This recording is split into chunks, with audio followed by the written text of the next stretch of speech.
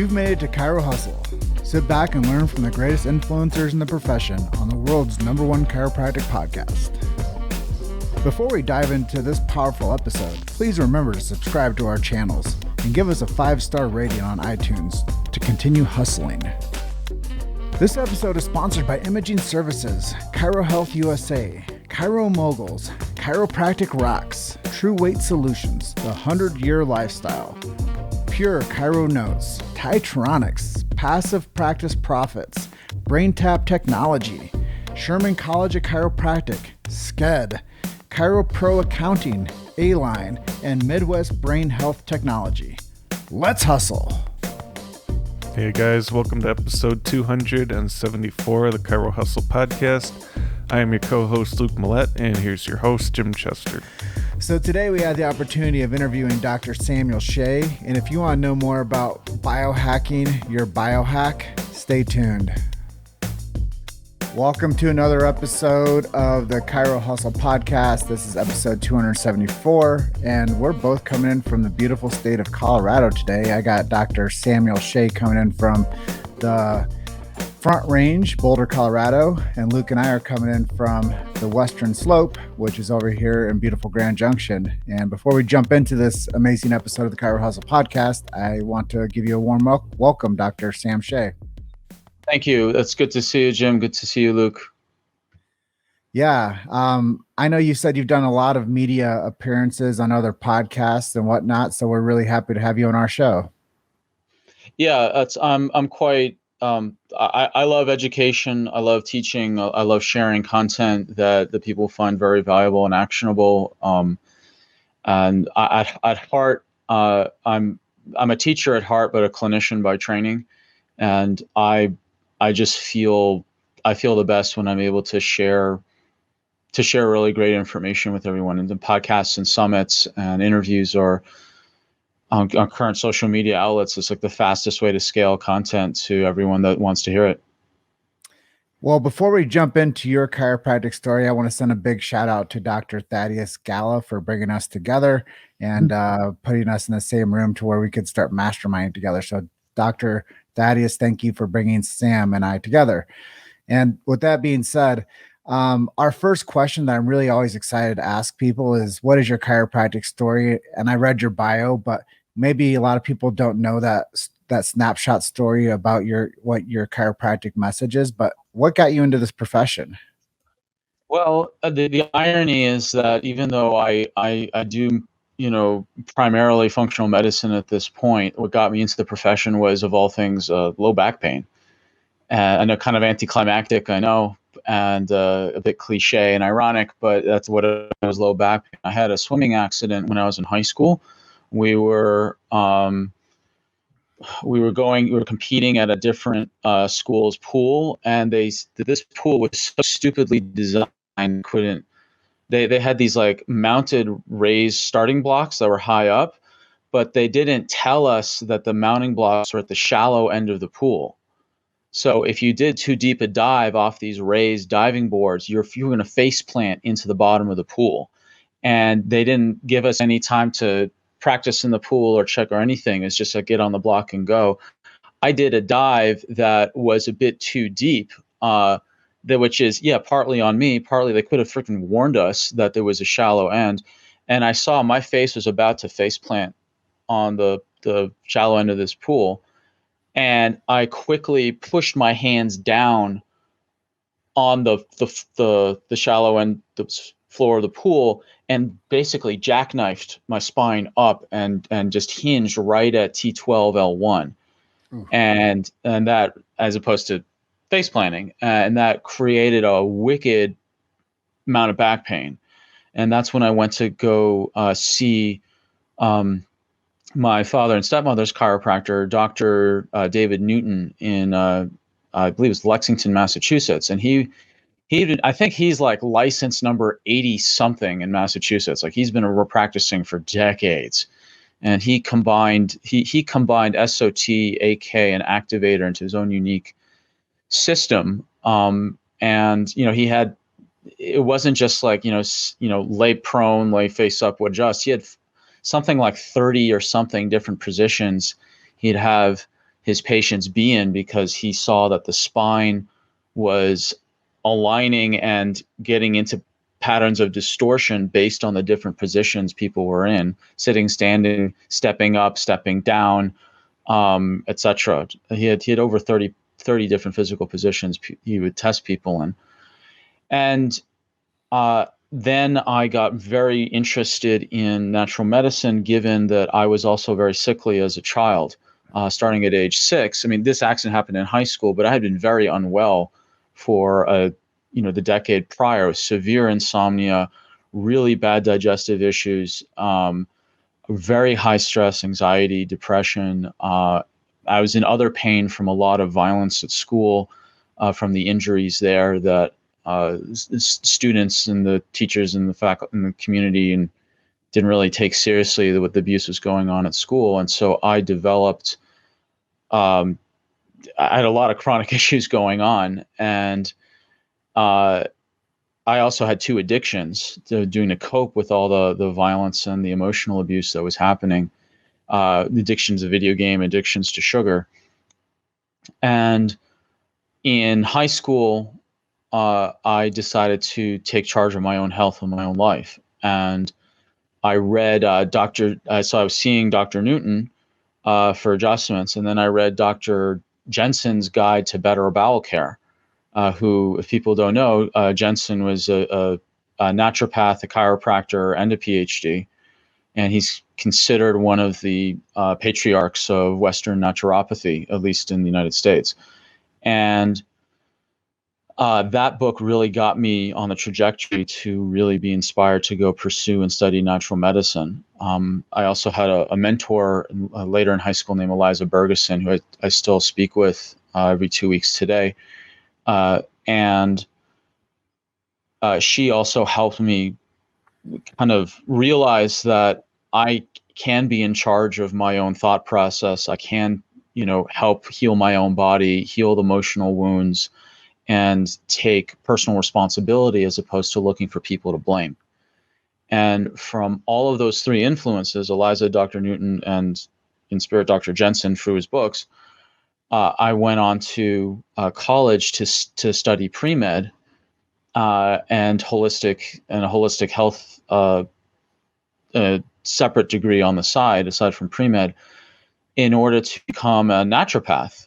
And so why am I a chiropractor? Well, back in the early 2000s, the licensing of different licensing in different states was very limited for naturopathy. But it wasn't for chiropractic. Chiropractic was in all 50 states. Naturopathy was in, I don't know, at the time, like a dozen and a half. And I wanted my options open. And I realized that the states where both naturopathy was licensed and chiropractic was licensed, pretty much the chiropractors had the exact same scope as naturopaths in those states. They had kind of the broad scope that naturopaths did when the states that were licensed. Is that 100% true for all the states? No, but it was close enough. So I decided to keep my options open. I go to chiropractic school thinking I would come back and study with Dr. Newton. And I went to Parker, which at the time was called Parker College of Chiropractic. Now it's called Parker University because they've got at least one master's degree they offer.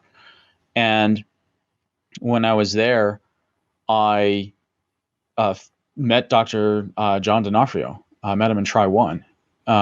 And that man influenced me more than any other chiropractor I've ever met. And he's, for people that don't know Dr. Donofrio, I mean, he unfortunately passed 3.5 years ago. And if people want to know who he was like as a person, you can go onto YouTube and put in Dr. Donofrio, Donofrio, and you'll see my 13-minute in memoriam video, which I set to his 3 favorite Grateful Dead songs, and put pictures of him, his wife, his friends, his students, his colleagues, people's eulogies to him. And you'll be able to see Dr. Donofrio, or as I called him, Uncle John. He called me nephew. We're not blood, but he was Sicilian. So when you're in the quote family, you're family. And I just want people to see him through my eyes and the eyes of his other, students and friends. And what made Uncle John unique was that he was one of the few people that carried the deep philosophy of chiropractic and the expansive science of neurology and nutrition. So just to give an understanding, he went to Penn State when it was still around. He was trained by Reggie Gold, one of the philosophical, pillars of the whole profession. He then went on to become the the president of the board of the American Chiropractic Neurology Board. So here you have someone who is trained in the absolute most, philosophical chiropractic, and then you have the supposedly two competing camps philosophically. Two different boards, two different two different associations or whatever. He was the one person that had street cred in both. Absolutely. Like he could hold. I've never seen someone who can so quickly, charismatically just unite an entire crowd of different philosophies of chiropractic in one room in 1 hour, because he could speak to both with such depth. I'll give you one metaphor. He said that the philosophy of chiropractic is the spine, but the ligaments and tendons and muscles that connect the spine together is the science. And you need both. And if you separate and splice out the two, you don't have a functioning system. So I could talk about him for hours. I mean, he was able to explain things in a way, complex scientific and physiological processes that were so understandable. He figured out a way to teach X-ray. It was one of the most famous things he's done in the profession is he could teach X-ray diagnosis in a couple days, that like how to systematically go through an entire X-ray from start to finish and catch everything and not have to like just glare at it for hours and like hope something pops out. I mean, I taught board reviews for him for about a year, including X-ray, and his system. I mean, I've met chiropractors from different parts of the world who studied with him, and they're still using his system into practice. In fact, I think in the Melbourne Chiropractic College, the radiology instructor there teaches his system to the students in Melbourne. So he also taught a clinical course called Y-Files, which went through his clinical practice. It wasn't just board reviews, but it was actually how to actually learn what his techniques were, how to not only communicate with patients, but how to integrate all these new technologies that were coming in that were enhancing the effects of chiropractic and filling in the gaps where chiropractic wasn't fully reaching. So, originally we have this debate in chiropractic, what is chiropractic? Is it adjusting, a la BJ Palmer, or is it trauma, toxins, and thoughts, a la DD Palmer? And Dr. Donofrio would use DD's model, but not to the exclusion, because some people just go into, nutrition, diet, stress, all that, and kind of lean away from the spine. But Dr. Donofrio would do that. He said spine is absolutely a part of this, and we have to account for all these other things. And the reason why was based on his clinical practice and observation. Like Dr. Scott Walker, like Dr. Mortar, they noticed, these people who've been in practice for decades, noticed that the adjustment was becoming less effective over time because of the increased amount of toxins in the environment, stress in people's lives, and sleep deprivation, and the decay of the quality of food. So to have the adjustment be as effective as it used to be, you have to incorporate all these other modalities and including other technologies. So the adjustment is still center, but other pieces now have to be attended to. And he could say that from the philosophical and the scientific, both at the same time. So what are some things that you're doing for your own personal health and your family's health? Well, for my personal health, I lean heavily on testing. So I do lots of functional testing. I look at mitochondria, liver, adrenals, amino acids, fatty acids. And that's been, I still get adjusted once every 2 weeks, once every 3 weeks at most, at longest rather intervals. Like I still get adjusted. I exercise, I sleep, I have really high quality food, farmers markets, got a quarter cow. One of the cheapest way to get high quality meat is to just buy a quarter cow from a pasture fed, pasture finished farmer. And chest freezers are super cheap.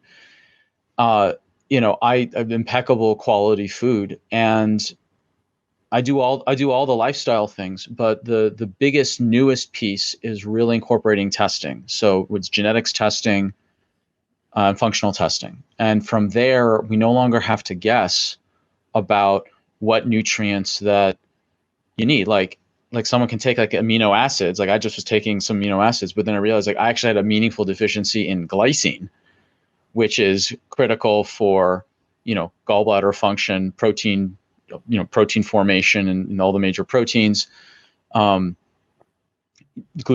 production, etc.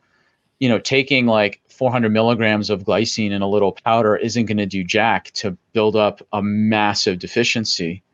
You have to put in like 3, 6, 9 grams of glycine over a period of about 6 months to help reconstitute. So I think testing is really the missing piece, at least in my life and in what I've seen in my clients' lives.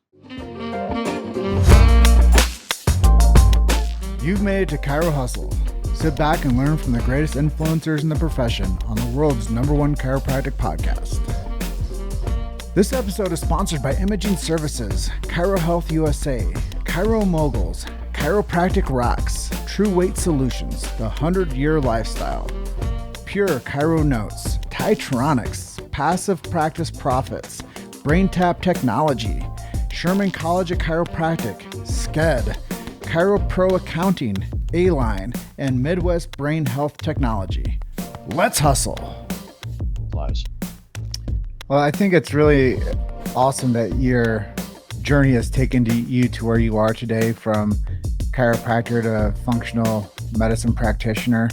Mm-hmm. And I've gotten to know you over the past, month and a half, and we've had some meetings where we've both been able to, share our intention behind being in this profession and some of our skill sets. And it's been really awesome to get to know you. But I didn't know this.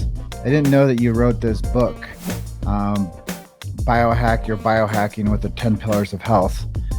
Tell us a little bit about the book.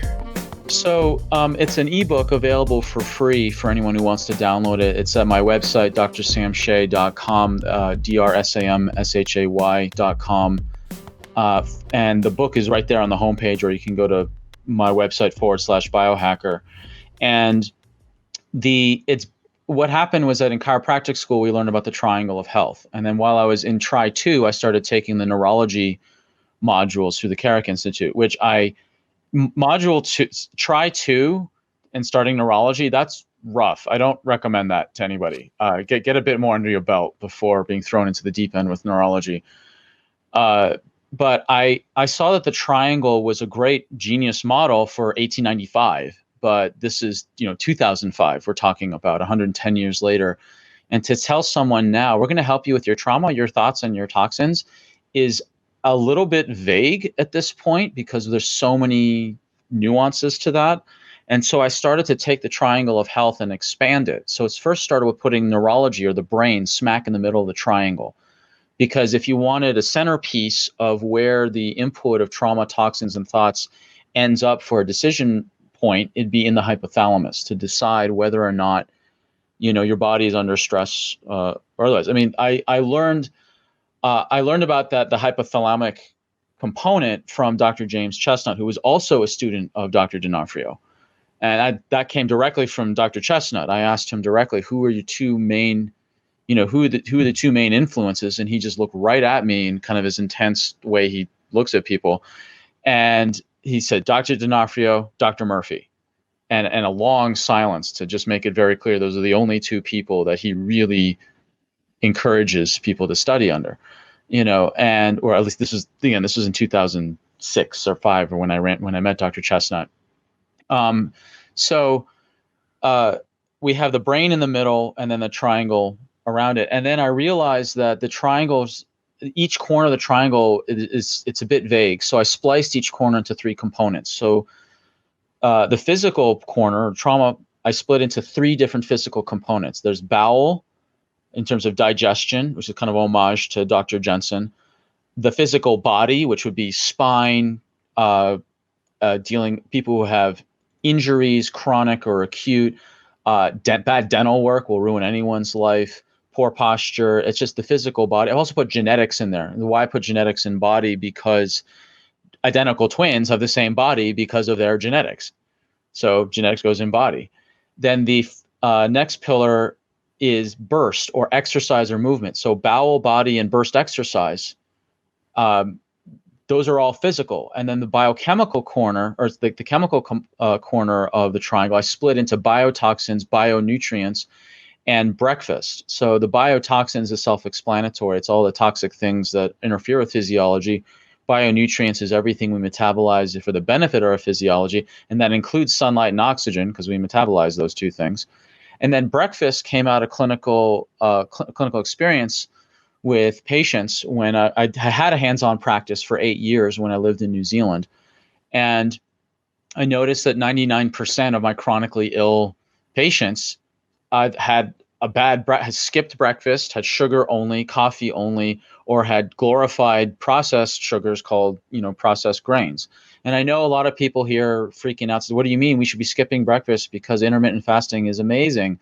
And I'm like, intermittent fasting is great. I just don't think you should skip breakfast. I think you should skip dinner, because if you don't eat breakfast, your cortisol levels keep going up, and up, because your body is still needing to ensure you have proper blood sugar, and cortisol is the way your body maintains it if it's not eating anything. So I think that if people want to do intermittent fasting, they should skip dinner, not breakfast. But that's a whole other discussion. But I noticed that chronically ill patients had bad breakfasts and bad routines. So that pillar is breakfast and routines, which is a splicing out from the chemical corner of the triangle. And then the last corner, thoughts in the triangle of health, I spliced into bothers, which is a word for stress, bugs or hidden infections, and bedtime. So dealing with stressors, dealing with hidden infections, which includes gut infections, mold, and then sleep or bedtime. Now, and that became the 10 pillars of health. Brain in the middle, bowel, pillar number 2, body, pillar number 3, burst exercise, pillar number 4. I'm a big fan of alliteration, so they're all B's. Pillar 5 is biotoxins. Pillar 6 is bionutrients. Pillar 7 is breakfast and routines. Pillar 8 is bothers and stress. Pillar 9 is bugs and hidden infections.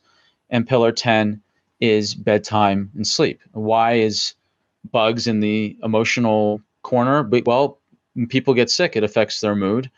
And I also wanted to make the point to splice out bowel from infections because of the mold issue. I lived in New Zealand, which is kind of mold central because we're a little island surrounded by water on all 4 sides. Mold is a huge issue, and I didn't want to camp infections exclusively in the gut because it's just simply untrue. There's other infections that are airborne, as we all know from the past year and a half. There's more than just infections in the gut. So that's the 10 pillars of health. And I called it BioHack Your BioHacking because what I found with people who are life extension enthusiasts, biohackers, human potential people, longevity, stop the clock people, whatever the term is for these aspirational health enthusiasts, I found them getting overzealous on like one pillar or 2 or 3. Like it's all about this nootropic supplement, or it's all about this meditation technique, or it's all about, this goji berry juice you squirt up your nose or whatever, or sleep optimization. And they don't have the map of the territory of looking at all 10 different influences on health. And they're spending 80% of their time to get the last 5% of one pillar, as opposed to examining every pillar and seeing what pillar has crumbled down to 20% and put 80% of your effort there, as opposed to putting 80% of your effort into the last 5% of one pillar. So if you biohack your biohacking is a way to say, look at the big picture first, know what pillar or pillars to focus on, then you can bring in whatever tools and tactics you have. And one of the best tactics out there is functional testing. So for people that are wanting to, like, they waste so much money on fancy supplements and they don't actually know if they need that thing or not. And the best investment people can make, aside from looking at the 10 pillars in detail and identifying what pillars to focus on, is to focus on testing so that you actually are doing the things your body's actually needing. And so that's what the book covers. It covers the 10 pillars in detail, and it covers the different types of functional tests that map onto each pillar. That sounds pretty useful. So where do you see chiropractic going in the next 20 years or so? I see it splintering into those that into people who are very dedicated to hands only, and those that are using technology, and to those that are using other modalities like we just discussed, like nutrition or cold light laser or rehab or whatever it may be. I think it's going to be a schism, which is going to be really accentuated by the advance of technology. And I think that I wish Uncle John was alive, because he was one of the few voices that could really unify based on both philosophical and scientific principles. And the people who are hands only will, accuse people of losing their philosophical roots in exchange for glowy technology. And the people who are looking at these advanced technologies, like, wait, these are ways that can increase capacity to help the public. And it's fundamentally coming down to where you define chiropractic philosophy. Are you in DD's camp of trauma, toxins, and thoughts, or are you in BJ's camp of spine only? And I know I'm simplifying a lot, but those are the two basic camps. I understand why BJ went spine only in order to maintain the distinctiveness of the profession when it was under high assault, during, starting in 1910 all the way up through oh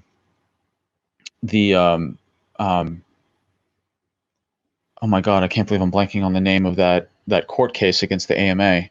The Wilk case. That one. So my chiropractic has been under assault, and it makes sense why to trim the focus down to spine only when BJ was in charge. I understand that, and the roots of chiropractic were the triangle, and I think we have to do what Donofrio did, which is keep the spine, but go back and incorporate all the things that DD was talking about. And I, false modesty aside, expanded on DD's triangle to make it much more specific and updated for the 21st century. And if we can just do that, like spine plus all these other things, that's, I think, where the profession should go. Again, it's kind of self-referential to talk about my own model as the future of chiropractic, but that's based off of DD and it's based off of what I learned from Uncle John. So tell us a miracle story that you've seen in your office over the years. The term, I'm actually going to push back on the term miracle story, and it's going to end up in a good place, but I'm going to push back on the term miracle story. I never really liked it. And the reason why is that, to me, it put chiropractic sometimes in the realm of the spooky. And to me, the more I studied science, physiology, neurology, the more logical and straightforward these quote unquote miracle stories were. And I think that the future of chiropractic is not in, creating, endless lists of testimonies from a magic adjustment and everything resolving. I think the future of chiropractic is saying, with that same adjustment, supported by nutrition, diet philosophy, stress reduction, all the rest of it, sleep, we now understand how wondrous the human body is to self-correct, self-heal, and the innate intelligence of the body.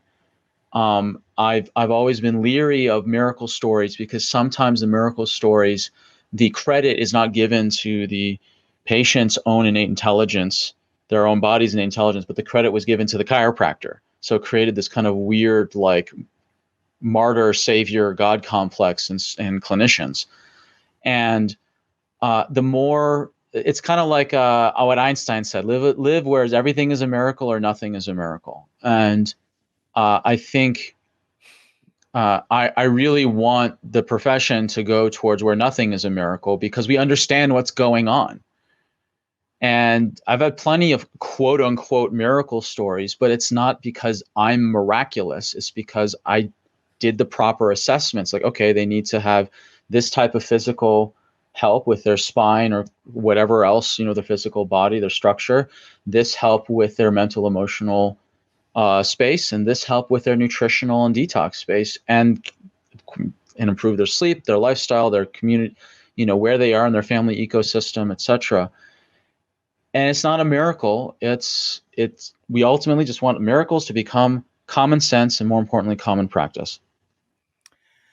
Well, I love this episode, 274 of the Chiro Hustle Podcast. Dr. Sam, you are a wealth of knowledge. I appreciate your lexicon and your ability to piece together the non-miracle and the miracle. And that is adaptation. And as people realize that with good practitioners and people that take protecting the sacred trust as a responsibility, you do get adaptation through correction of the things that you're talking about, these 10 pillars. And a lot of this goes into the epigenetic zone of choosing your environment and choosing your health and changing your behavior and changing your life. And I think that as we get to talk more and more, we're going to learn so much more from each other. And appreciate you once again being our guest on the Chiro Hustle Podcast. And is there anything that we didn't ask you today that you'd like to share with our audience? One of the best ways that people, clinicians listening to this, one of the most important things you can do for improving the outcomes for the people that you serve, as well as improving your marketing and your business, is become more likable. And I'm being technical when I say that. Be likable. And this was something I learned from Dr. James Wilson, who was the gentleman who coined the term adrenal fatigue. He's got like 3 master's degrees and 2 doctorates. I mean, the guy's just super crazy smart. He said that patients are looking for 3 things: are you available, are you likable, and are you capable? And the likable bit was really interesting, because I read an article on the placebo effect, and it basically came, I think it was in 2019, and they said basically came down to, do you like and trust your doctor? Which made total sense, because if you really dislike the person you're taking advice from, any type of treatment plan, adjustment, supplement, or what exercise or whatever, anytime you think of it, you're going to have this emotional association to that person who recommended it, and you're going to have a cortisol response. So your results will hit a cortisol tinged glass ceiling. Whereas if you really like and know and trust your clinician, then you will have a over beneficial response, because you'll have the opposite of a cortisol response. And it finally explained to me why I've met some truly profoundly mediocre clinicians, who have disproportionately good results because they're so damn likable. And at the same time, I've met geniuses whose protocols just glow, but they have the personality of a doorstop, and they don't get the results that they should. And it's the likability piece. So I take stand-up comedy. Like I have people want to laugh. I've got on my YouTube channel, I've got a stand-up comedy playlist of stuff that I do. I do a mean David Attenborough, narrating a National Geographic special inside a Boulder coffee shop. Like there's all, I do stand-up comedy to develop a higher EQ, because it's for the benefit of my clients. Because if they don't like me, that affects their cortisol levels, and they're not going to get as well as they could or should. So if you want to build your practice, like, technically speaking, become more likable, not syrupy, not false, but like genuine, warm, engaging. And that's going to help your practice more than anything. And you'll also have a happier life. And that's called relationship equity. Yeah. Well, Dr. Shay, thank you very much for being our guest today. This was a very insightful episode, and we want you to enjoy the rest of your afternoon, okay? We will, and I hope you guys have a great rest of your day. And thank you so much, Jim and Luke. I appreciate what you're doing, giving a voice to a chiropractic profession by interviewing those of us on the ground. I never thought that there would be a space like this to interview chiropractors from around the world. Is so effortlessly available and scalable. So thank you for what you're doing. Well, it's our honor. And as being non-chiropractors, we do take it very seriously, protecting the sacred trust and weaving these stories together to document the future of where the profession is headed. So thank you for being a part of our tapestry. And with that being said, I know we have drsamshay.com as a resource. Is there any other resource where people can find you on the internet space? The best is the website. But they can also put Dr. Sam Shay into iTunes podcasts or into YouTube. And I've got 80 videos there. I talk about functional medicine. I talk about functional genetics. I have my stand-up comedy. I talk about a whole stress reduction. I talk about a whole bunch of stuff on there. And there's longer form podcasts on specific topics, whether it's genetics or gut health or the ion panel or mitochondria or whatever. So I'm pretty transparent. I also have stuff on addiction as well, because I have a model on helping addiction that is a whole topic for another discussion. All right, Dr. Sam, thanks for being our guest today, and we'll make sure that we get your resources on the branding for the episode. Okay, thanks so much. All right, talk to you See ya. soon. Thanks for listening to Chiro Hustle. Don't forget to subscribe and check back next week to continue hustling.